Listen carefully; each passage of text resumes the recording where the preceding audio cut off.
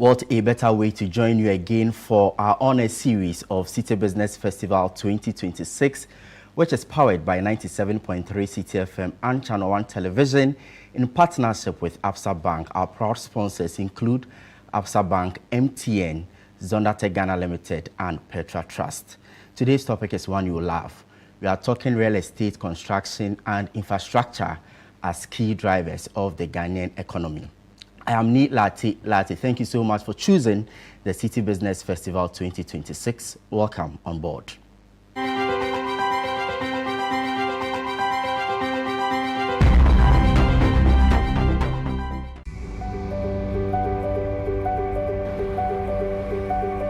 You need a bigger space to grow your business.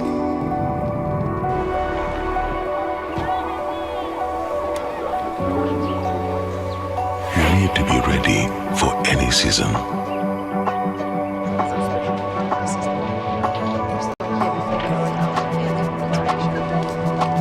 You need faster checkouts for these busy days.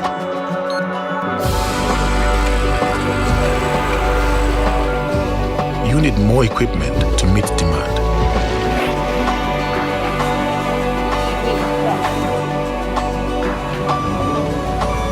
You need to make sure everyone gets paid on time. In business, you need advice, solutions, and sector expertise when it matters. Your new office space looks great. What's next? We get it. Absa Business Banking.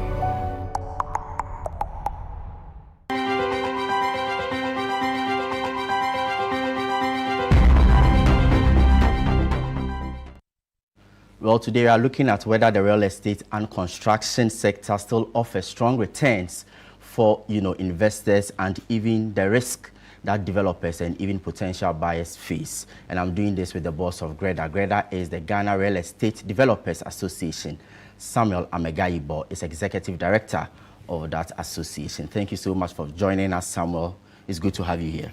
Thank you, and thank you for this opportunity. I mean, you have been seeking industry interest for a very long time. How well have you been with, how do you call it, GREDA?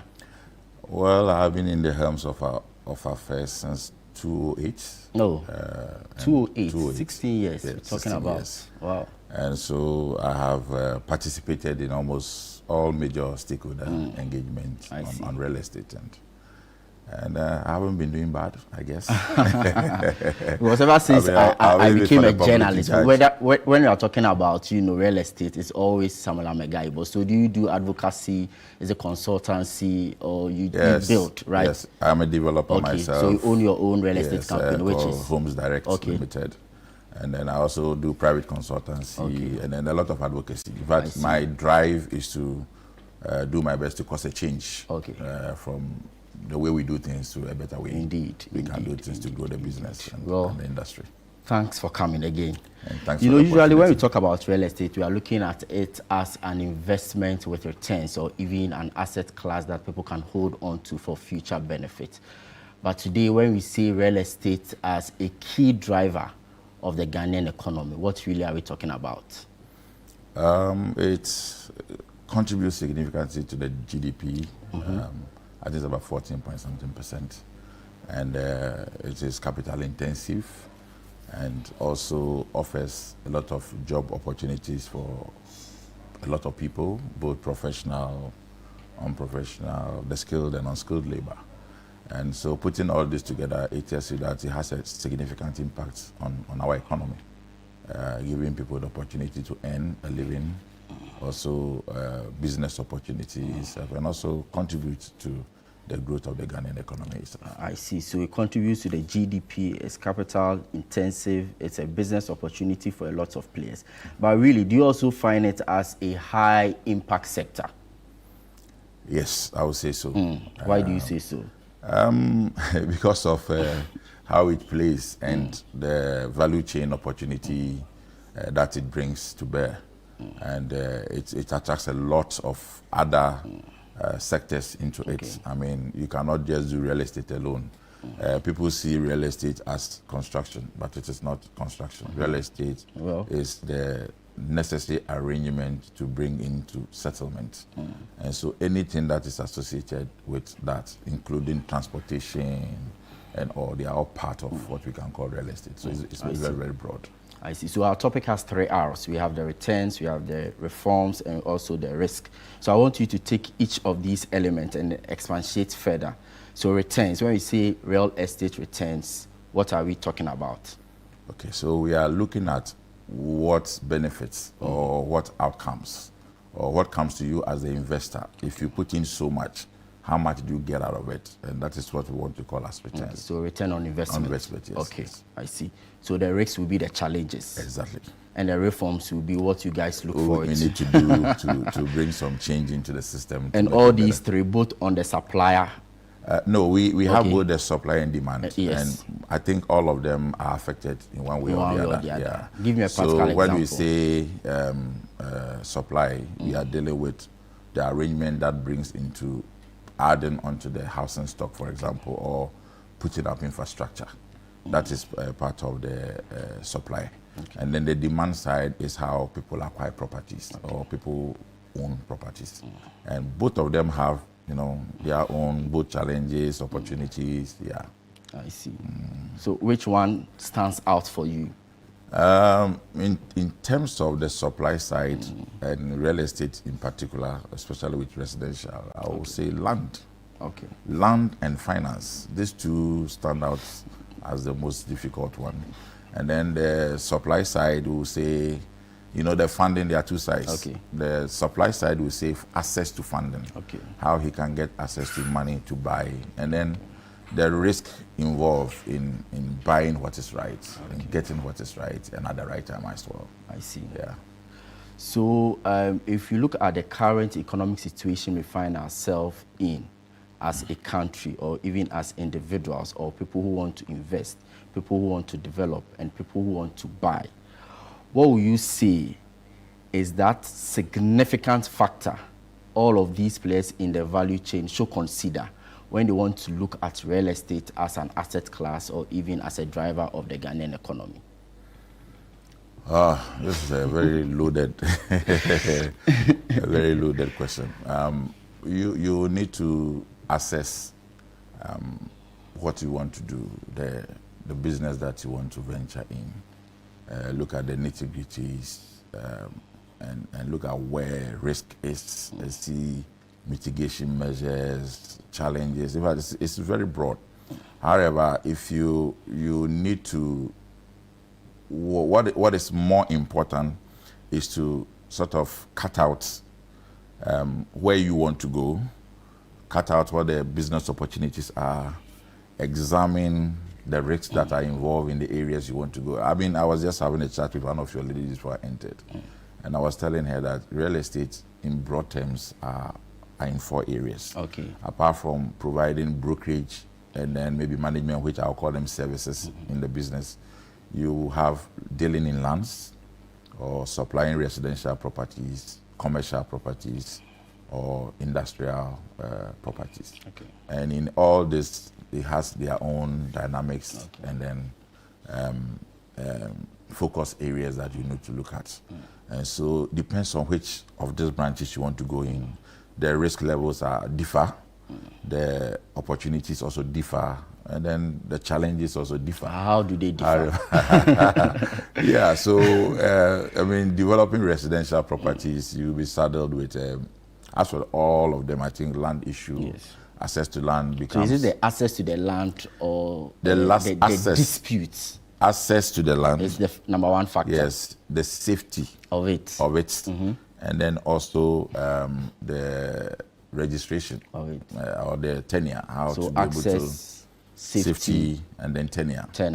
I will consider these 3 as the major aspect of the land. I see. And then it's affordability. You must tick all these boxes. I'm telling you.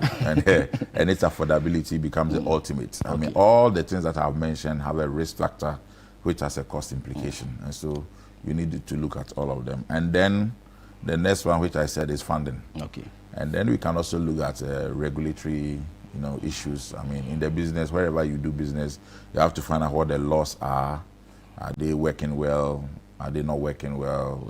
And how it affects especially local businesses vis-a-vis international investment and all that. So you need to have a broader picture and understanding of all this to be able to venture. Well, it's good you've mentioned the various segments of the market that you guys provide. And if anyone is going into residential, commercial, or even retail, or makes use of these developments, the person really has to do the extra due diligence to ensure that some of the challenges associated with all of these are. But of all the market segments that I've mentioned, which one offers the best of returns for anyone who wants to go into that space? I think residential shortlets. Shortlet. Yes, okay. Residential shortlets. And also it depends on where the location matters. Yes, the location okay, matters. Prime areas. So if you look at some of the high-end areas, and also your affordability comes in, how much do you yourself have to put into it, and then you can then do your analysis of what you expect. So if you are looking at the high-end market, it is glutton a bit because there are too many of them in the system right now. So I would say residential areas in secondary locations like the Spring Test Road, East Legon, these are catching on very well now compared to how it used to be dominated within the airports, the cantonment areas. Yeah, those areas are top class anyway. But then in terms of high returns and where you don't need to invest so much, you can look at the secondary locations like the Spring Test Road, even around Tesano here, Spring Test, East, yeah, those areas, and then other areas that you can consider that look similar, Jolu and those areas. Yeah. Samuel Amegayibor is Executive Director of the Ghana Real Estate Developers Association, speaking to us here on the Honor Series of the Citi Business Festival 2026, breaking down some of the technicalities associated with real estate construction and infrastructure in the context of risks, reforms, and returns.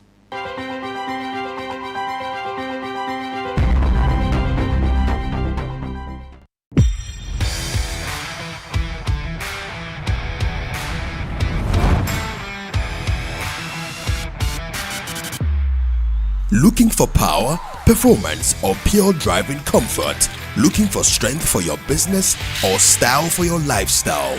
Welcome to Zondertech Ghana Limited, your one-stop automobile shop. From heavy-duty trucks built with global powerhouse Sinotrack to premium SUVs and pickups from Great Wall Motors and Cherry. From light-duty commercial trucks to world-class construction equipment from Shantui and Sunny Group, Zondertech delivers top-most quality brands with affordable luxury.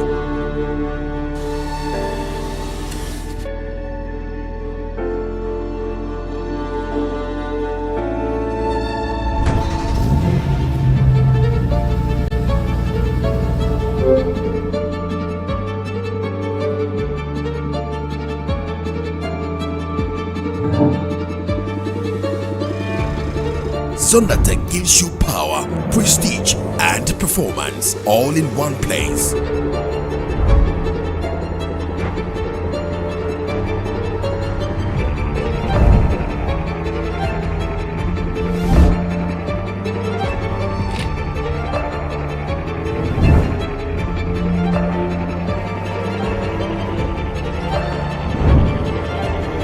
Strong, reliable, affordable.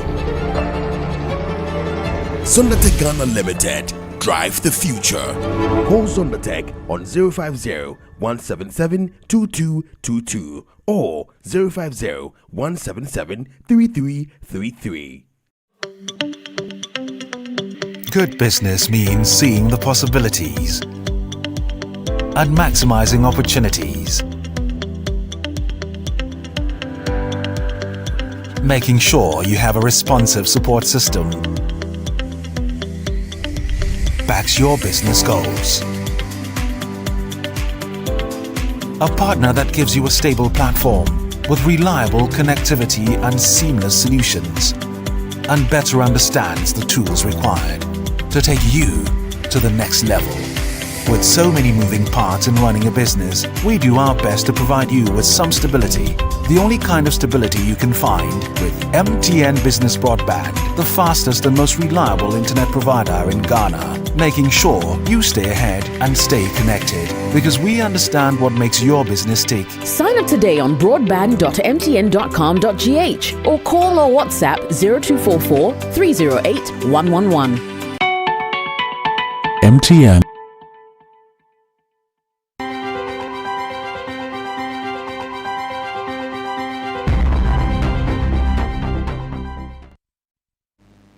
You're welcome back, and thank you so much for staying with us here on the Honor Series Citi Business Festival 2026. I am Ni Lati. Samuel Amegayibor is still with us here, really looking at the issue of real estate, construction, and infrastructure. Sam, what about people who want to go into the real estate sector? What are the opportunities in the value chain?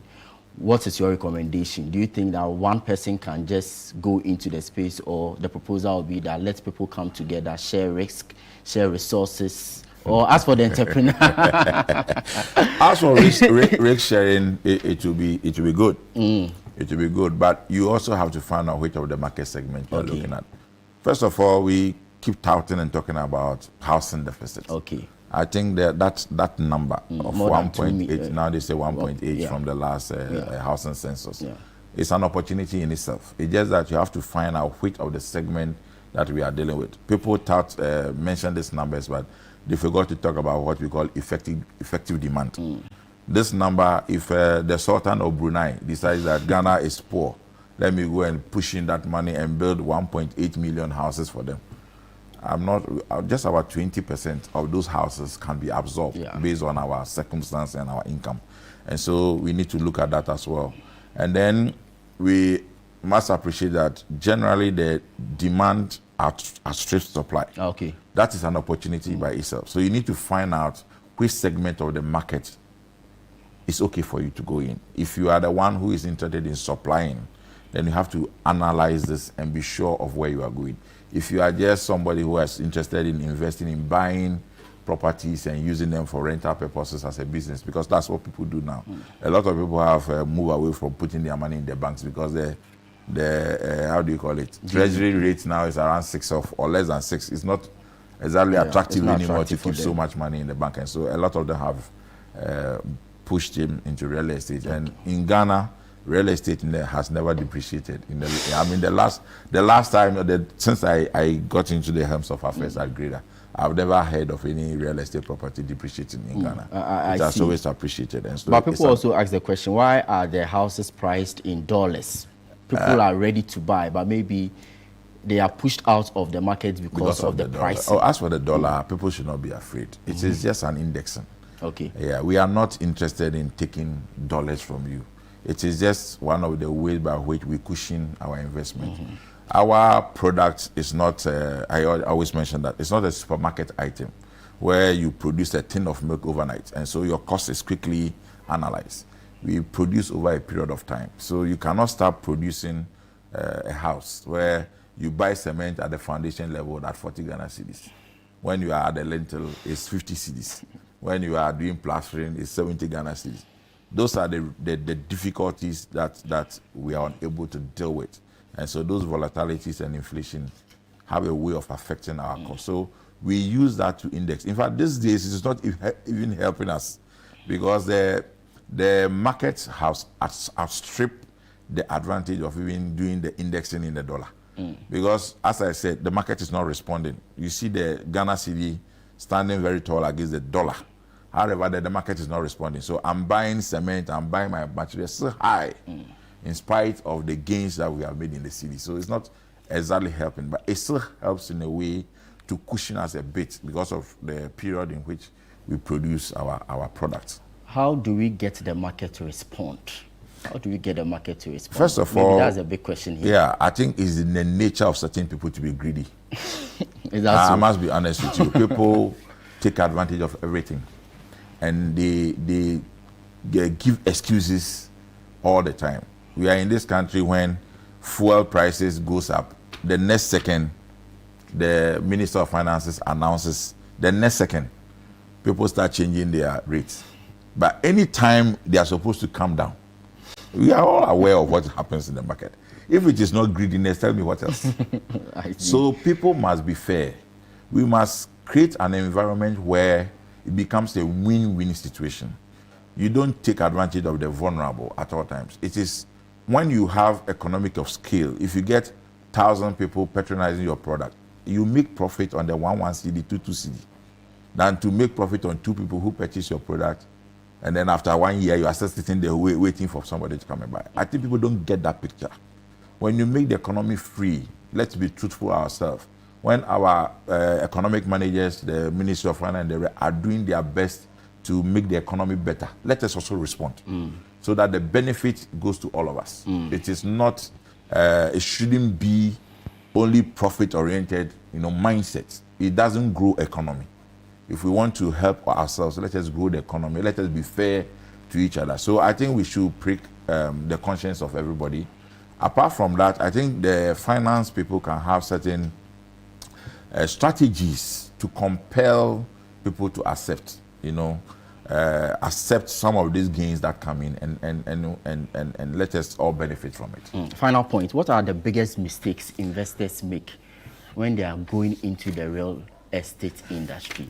People go in there pushing a lot of money and then they are stuck. I have a couple of things that I have put here. Give me first five. We will do it very quickly. First of all, I think people's first mistake is not consulting properly. Okay.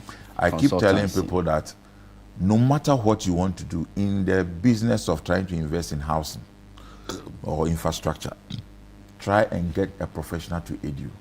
How to identify a clean, safe land. It's a professional work. I tell people that from where I sit, I can drive around, and by seeing certain plants, trees, growing in certain areas, I can tell you the nature of the land, which is in the location. How do you know, as you are a doctor or an accountant in somebody's office, you have become a contractor by yourself, doing everything, you will get trouble. So first of all, the first mistake is proper consultancy. Let's get professionals. The second one is also, we skip proper land title registration verification. That is the number one. If you are getting any property, land, you need to verify the ownership. And then let us stop investing in unverified off-plan sales. I think we know what off-plan sales are. People purchase property which is here to be built. That's what we call off-plan. You design a full concept, sell the idea to people, and then people get the interest, and then they buy it. So they advance money before you even excavate the first foundation. Indeed. Let us verify these things very well. There's also, I see all sorts of adverts in the social media now, and I've been called severally also to verify some of these things, and most of them are scams. So because we can build very beautiful houses very nice on your phone, very nice houses on your phone, but you cannot find them. There's a serious issue. Yeah. And then people are chasing luxury properties in the wrong place. Okay. You want to invest, so you hear that somebody has built a nice property somewhere, you just see these pictures, no proper analysis, you put your money in it, and then you realize that the returns will never come. Because if it costs you 2 million cedis to build in Agbogboloshi market, it will cost you the same 2 million cedis to build in airport residential area. But in airport residential area, you can rent it for so much, you know it. And it will be like 10 times what you would have gotten from, say, an Agbogboloshi kind of community. So people should know this very well. Then ignoring financial structures. Okay. That one is too detailed, so we'll leave it here. Maybe when we get another Basically, what do you mean? Ignoring financial structures? Yes, just a liner. You know what it means to borrow. You know what it means to pay back your loan facility. So you are going to take a loan. You are going to invest it in a property that is not yielding you anything. You have disrespected financial structure, and it is going to hurt you so bad. Next one. Yeah, working with unlicensed agents and brokers and skipping due diligence. It is very key. By the grace of God, Ghana has passed a law on a real estate agency council to regulate the activities of brokers and agents. So we are going to see some sanity in that area. And then due diligence on both the buyer and the seller. And then I also urge that it's good that you buy properties, you may call it a marketing gimmicks, but it is important that if you buy from a regulated body group, like say GREDA, we are self-regulated body. If you buy a property from any of our members and you get hit with any kind of unfortunate situation, you can always come back to GREDA, and we have done a lot of mediation to resolve a lot of issues for people. And then another one, borrowing. I think this is the very one that a lot of people don't get right. That's for my developers. That if you can, your initial investment should be from patient's money. If you borrow from the beginning of a real estate business in Ghana, you are in big trouble. We normally will advise that you borrow to finish projects. When you have a project that is ongoing, find other means, the off-plan sales, patient's money. People are having so much money sitting somewhere, they don't know how to invest them. You get this money to start the project. When you are about finishing, then you can borrow to finish so that you can then dispose of quickly and then you pay back. But if you borrow from the beginning, my brother, the kind of disputes and litigation issues that can hit you along the line will make you sick. So that's the last on the list. Yes, that's borrowing. I see. Some food for ahead of the project. Thank you so much. That's Samuel Amegayibor, Executive Director of the Ghana Real Estate Developers Association, bringing an end to another edition of the Honor Series of the Citi Business Festival, powered by 97.3 Citi FM and Channel 1 Television, in partnership with Absa Bank, sponsored by Absa Bank, MTN, Zonda Tech, and Petra Trust. I am Ni Lati. Many thanks indeed for your time.